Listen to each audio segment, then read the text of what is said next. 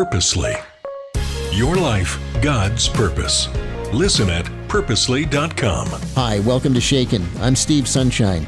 If life has you asking God questions like, where are you? Or why did you let this happen to me? You're in the right place. Shaken is full of honest conversations and stories for real hope, not pat answers. We look at suffering pretty unflinchingly, but we also point you to Jesus, the source of hope and comfort in any circumstance. So, when things were getting hard here when we had moved, we could say, well, it's hard because of X, Y, Z. But the story I'd be telling myself was, well, God's forgotten us, or I haven't done what he said he wanted me to do, therefore I've messed up somehow. So there's a story. And once we can get to the bottom of that, and then we can take it to God and say, well, God, if we sat down for a cup of tea together, what would you say to me about this? And we can ask him what he would say. And often he'd say, no, you haven't done anything wrong. It's just hard, and I'm with you and I love you. That's Niki Hardy, cancer survivor, speaker, podcaster, and author of God, Can We Chat? If you've ever been perplexed by what God is up to in your life, you've come to the right place. As you can tell from the accent, I'm not from this side of the pond originally, but we came over to America to plant a church originally, which sounds rather bonkers given there's a pub on every corner in London and a church on every corner here in Charlotte. But the Lord brought us over here and we planted a church. And I had just lost my mum to cancer. And then a few years into moving here, I lost my sister to cancer. And then straight after that, I was diagnosed. My cancer wasn't lung cancer like theirs. Mine was rectal, and I can say that now. It's taken me a while to actually stop saying colorectal and all this kind of stuff. But as you can imagine, leading a church, being a woman of faith, I had questions for God. I wondered where that full, abundant life that he promised us went. And I realized that what I was doing was assuming that abundant life was the Facebook fabulous life, happy, skippy, healthy and wealthy, but it was something different. And so I wrote about that, Steve, in my first book, Breathe Again. But then having continued to pastor a church with my husband and go through so much personally, my husband burnt out, we had all sorts of struggles with, our kids and teenagers and on into college, all sorts of things happened, and then the pandemic, and it felt like my faith was shifting, it was changing. And I realized I got to the point where I felt lost. And I realized in this moment when I got back from a walk and my husband Al was sitting having his quiet time and Amazing Grace was playing over the speaker, that where the line, I once was lost, but now I'm found, was blind, but now I see. I stood there and I thought, the opposite is now truer for me. I once was found, but now I'm lost. And I got to this place where I felt like I was disappointed, disillusioned, confused. I had more questions than answers for God. And rather than digging into theology, which I had done 100 times over and is so valuable, I am not saying we shouldn't dig into the word, but I decided I was just too tired and I would sit down and I would chat with God about it all. And get over all the lies telling me I shouldn't tell him all these dreadful things that I was thinking.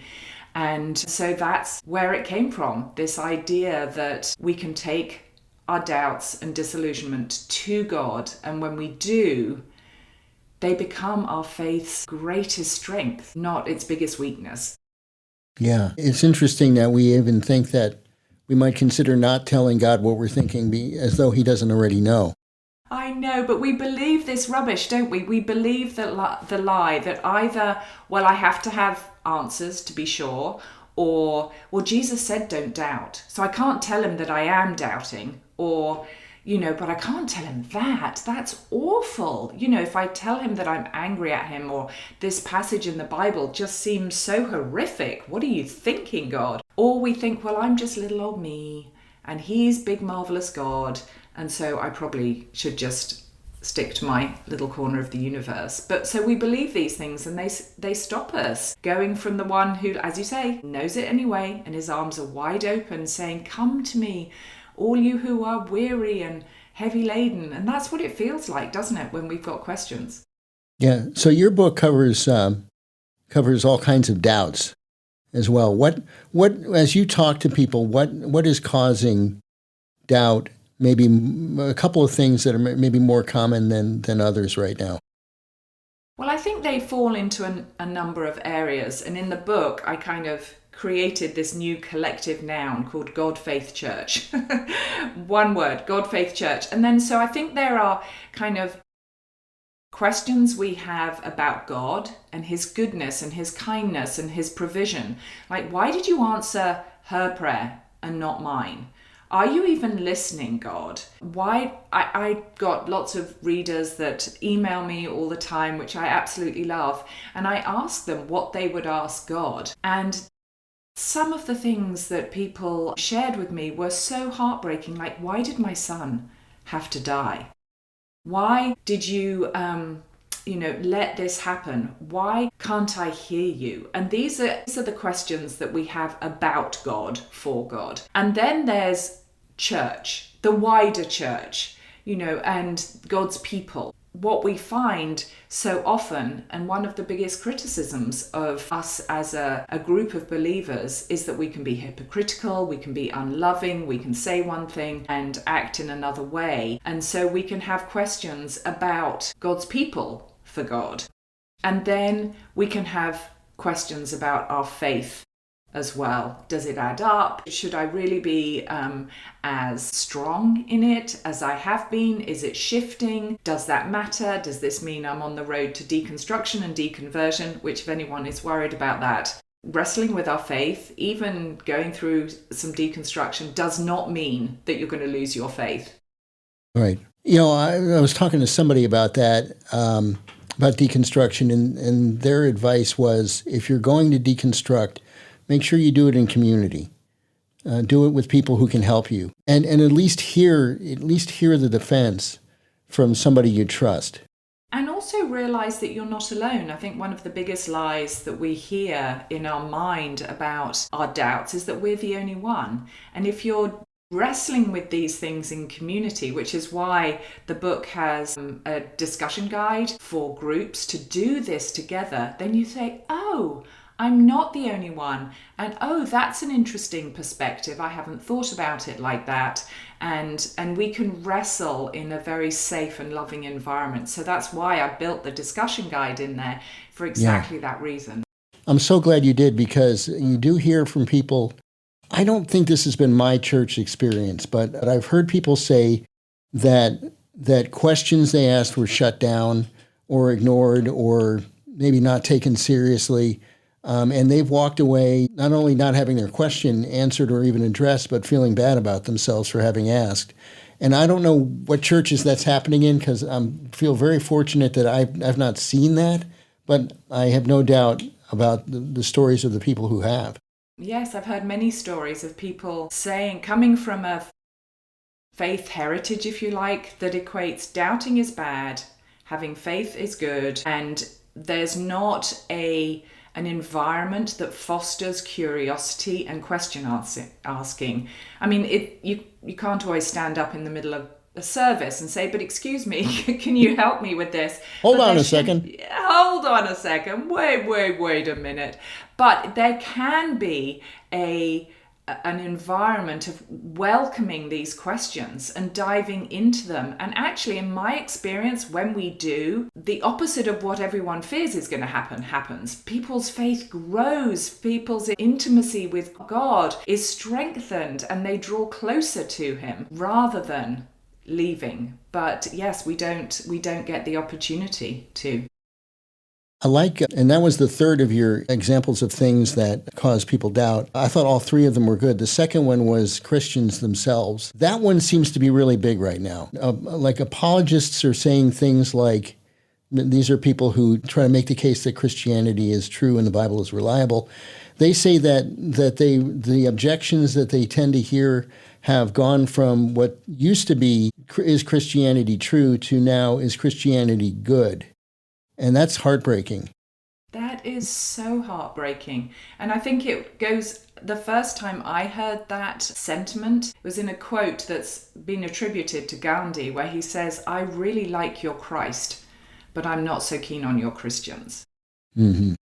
And this sense that that we, let's say it, we are hypocritical, we are unloving, we are the ones waving Jesus placards and shouting hatred to people. And it's not surprising that there's this sentiment towards us. And the problem people have with Christianity is unfortunately Christians. And the problem isn't that they don't know any Christians. The problem is they do. Yes, and then politics has gotten kind of weaved into all of that, which I don't think is helping any either, unfortunately. No, I don't think so. And as I say in the book, that's when we can feel like we've got nowhere to go. And that's why going to God and being honest with him and laying out our hurt. And in the book, I give people a conversation guide to walk through that conversation with God. And it's a way of saying, well, I don't know where else to go, and you're the safest place. So let me talk this through with you, God. It's pretty much what the Apostle Peter said. Where else are we going to go? I had a friend tell a story that I've never asked him if this was literally true or if this is his little parable. But he says he was on an airplane, and he and he was sitting next to somebody, and they started a conversation and talked about what he did. And he worked for a Christian radio ministry.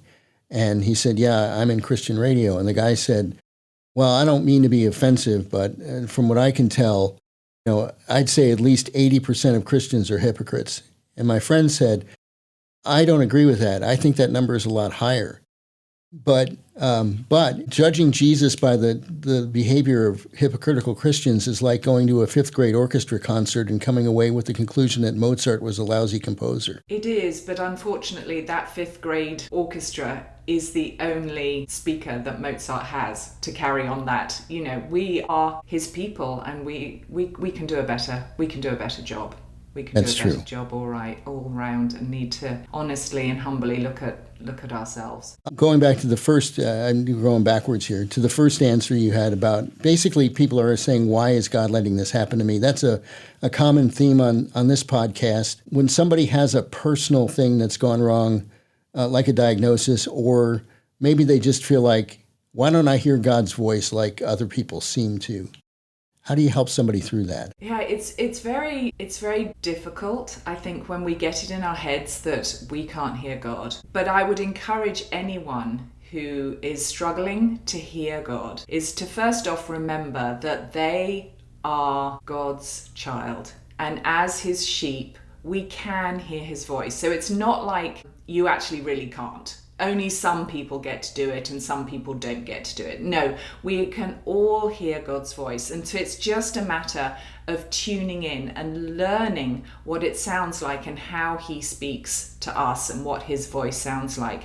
And I equate it to kind of turning an old-fashioned radio dial and just beginning to learn that was God. And often when I say to people, if you had to guess what God was saying to you, what would you think that he would be saying right now? For the most part, I would say they've got it. I think God speaks to us in the stillness of our heart with those nudges and those whispers and those things that won't leave our heads. And I think we often forget that that is how he speaks. And we want it written in the sky.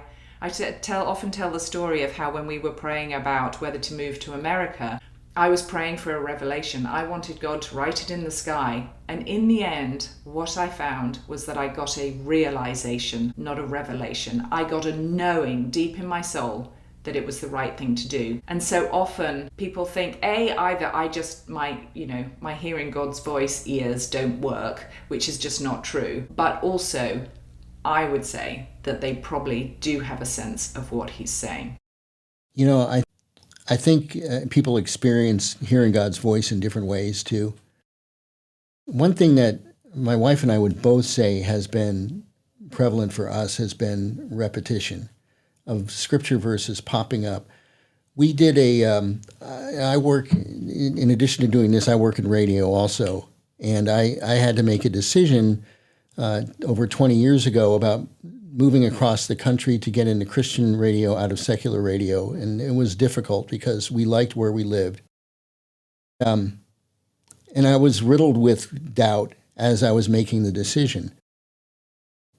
The verse, Jeremiah 29:11, "For I know the plans I have for you, plans to prosper you and not to harm you," popped up everywhere. It was in our last session, our last service at our old church. It was in the first church, at the first church we visited when we got out there. It was, I don't remember where else, but it came up multiple times. And that was enough for me to think God was telling me this is where I want to be. It turned out it was not easy. It was a hard couple of years there, but we know that we were supposed to do it. I think in a Western mindset, we want something maybe a little bit more, it seems more solid than that, the way you would a science experiment or something. But that's not really the way it works for most people. And then you can confirm those nudges and those senses. Does it sound like something God would say within his character? Is it biblically sound? Are other people who you trust, who are good counsel, are they saying it as well? And yes, I think those are important things to remember as we seek to hear his voice. I'm curious about, since we're talking about relocating, and yours was bigger than ours, coming to a new country. What was that journey like in terms of making that decision to come to the U.S. from Great Britain? Well, we had 3 small children. They were 8, 6, and turning 4. And so that was a huge shift, taking them out of English schools and plopping them down in American schools, planting a church. And there are so many things that are culturally very different, despite we speak the same language for the most part.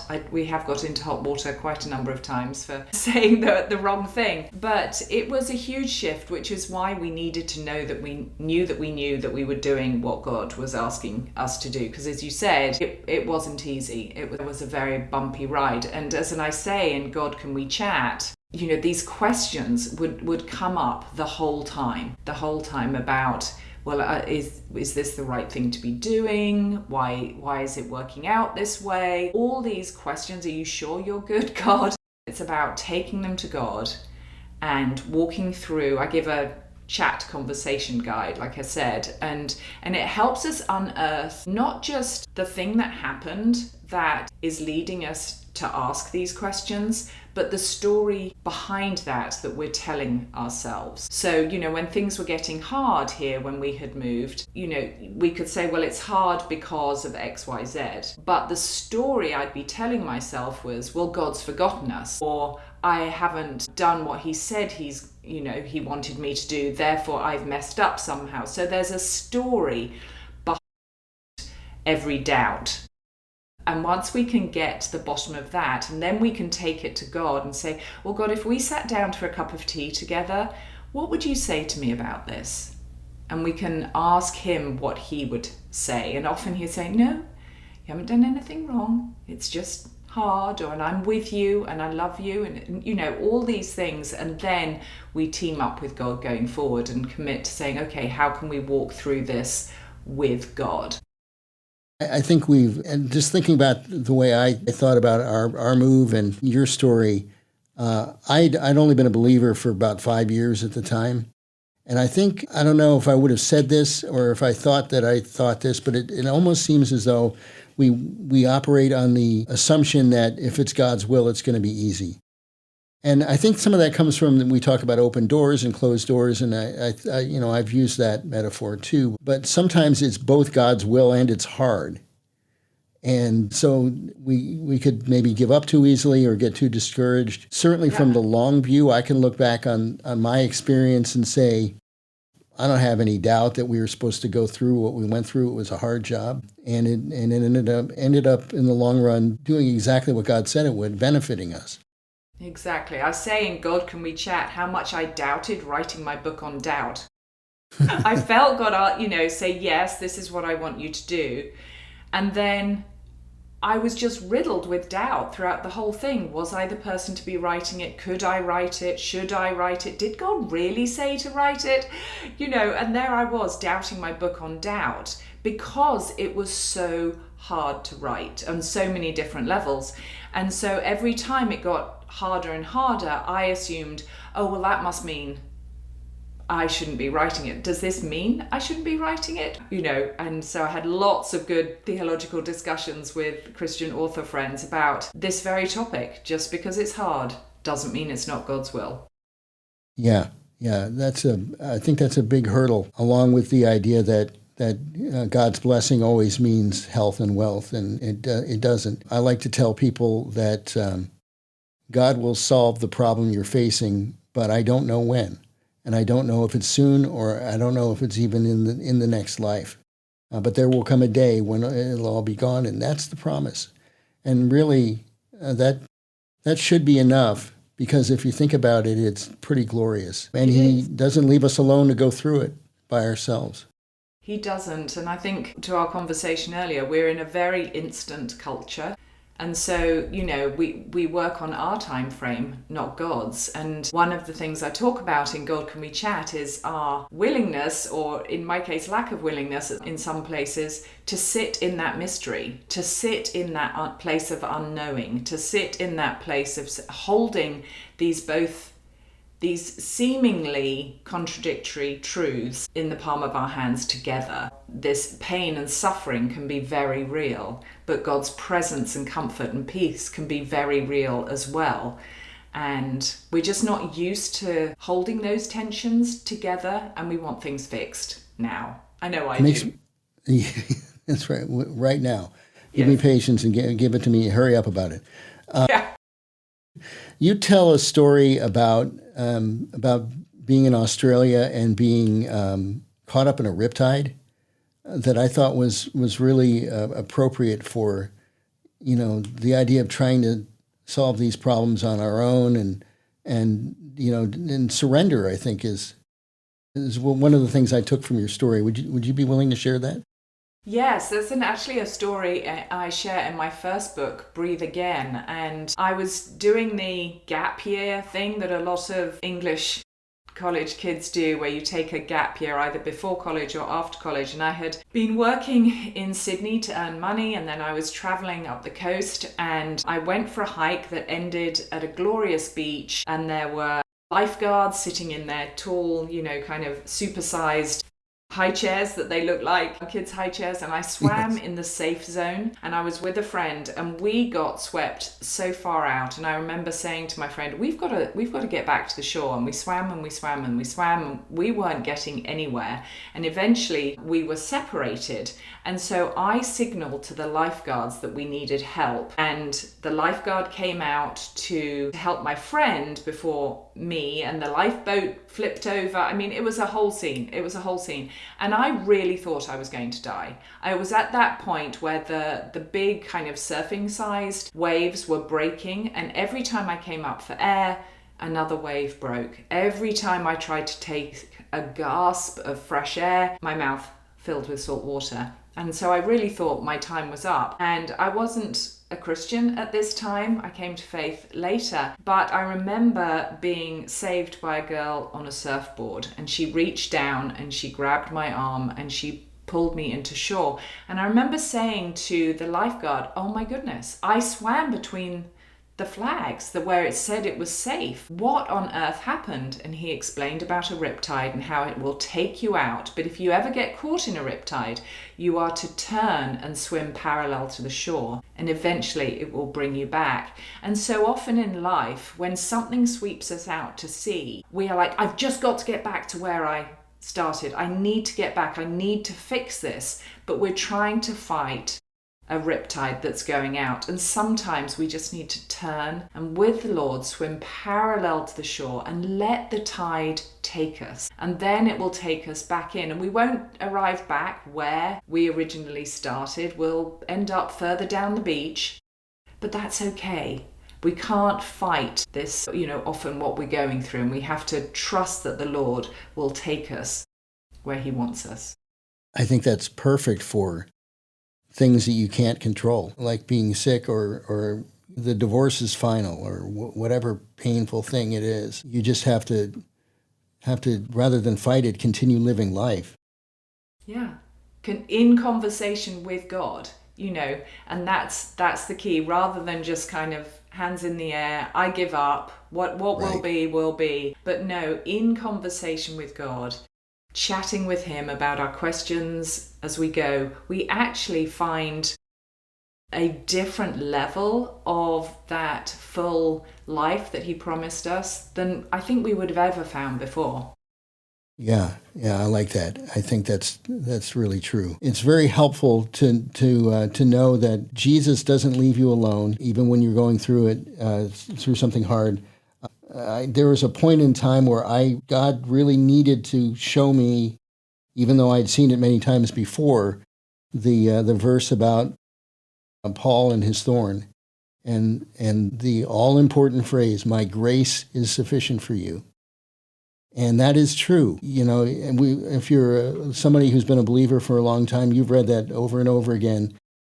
And with a lot of verses, not just that one. There are times where they come into your life and they mean something more than when you were just reading them because it's time to read the Bible. I think that's one of the ways he shows his presence. He really does. And I love the way that God speaks to you more through scripture verses than any other way. And a lot of people find that. And I find it easier to hear God's voice out in nature. I see something happening in the trees or the wind blowing or, in the autumn when the leaves are falling. It's like, oh, God is asking me to let go of some things. So there's nature, there's scripture, there's other people, there's all sorts of ways that we can hear God's voice, but we do have to be listening.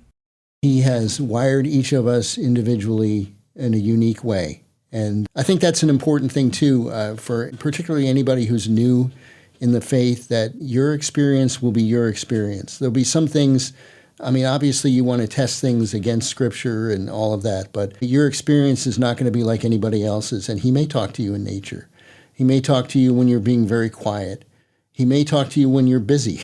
I've actually had that happen, too. But, you don't have to compare because we're all different, and he created us that way on purpose. Exactly. And I think the key is that whether you're a new believer or have been a believer forever, it's this constant leaning in to him in good times and in bad, and in saying, God, can we chat? That's why I titled the book, God, Can We Chat? Because it's this stance of saying, Lord, we need to talk about this. Yes. Whether it's something difficult or it's something glorious and it's wonderful. It's, God, can we chat about this? This is just so mind-blowingly wonderful. But equally, God, can we chat about this? Because this doesn't make sense. This is excruciatingly painful. I don't understand. Can we chat? And the subtitle is A Daringly Honest Guide to Growing Closer to God, One Doubt at a Time. And I put that daringly honest in there because that's how it feels. Because of all those things we talked about, that I shouldn't tell God this or I shouldn't be that honest. So it can feel, daringly honest. But he loves that. Because like you say, he knows it anyway. Thank you, Niki.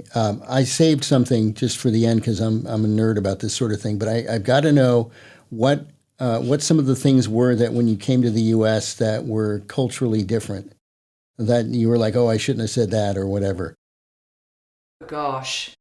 Well, there are quite a few things that I probably shouldn't say over the internet. That the English word is a little more rude than the American word, and so when Americans would say things, I'd go, that's cheeky. But then there's just sidewalk, pavement, cookie, biscuit. I make these things called flapjacks, which are like granola bars. But what I learned here, and we're kind of in the South, that flapjacks are pancakes, what I would call Scotch pancakes, small round pancakes. So I would say to people, oh, I'll bring flapjacks for everyone to share. And people would think... You were expecting granola bars.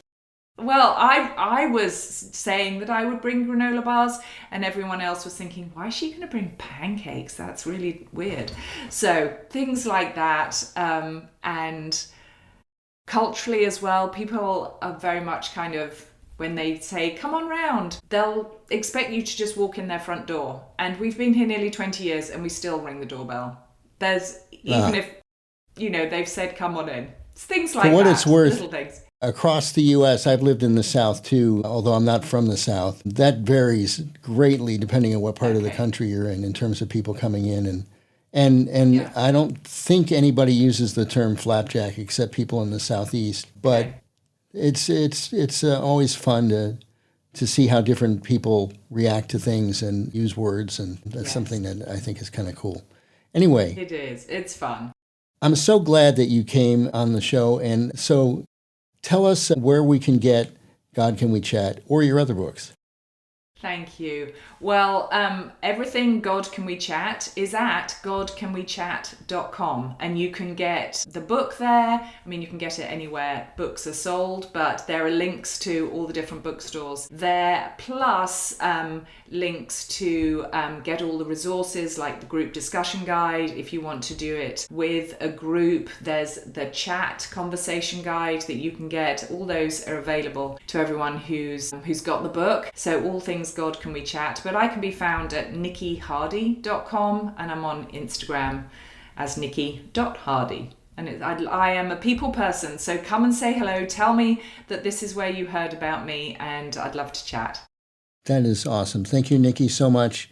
And thank you for what you're doing to encourage people as they face doubts and struggles.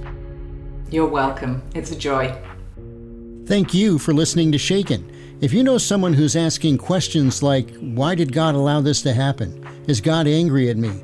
What do I make of my suffering? Would you please share Shaken with them? You can help more people find Shaken by liking and subscribing and reviewing this podcast. You can find more episodes at purposely.com or wherever you get podcasts. Thanks for listening. We just wanted to take a minute to let you know that just like you and your family, Purposely is also part of a family, the Krista family of ministries. Krista helps kids and teens learn and grow in their faith at King Schools and Miracle Ranch Camp. And Krista shares Jesus with people in the poorest, most remote places through World Concern. Krista Senior Living is a community of love and care, and Krista Media is a place of hope on the radio. God is changing lives through these 5 ministries, and Krista is on mission to share the good news of Jesus. To learn more, visit krista.org.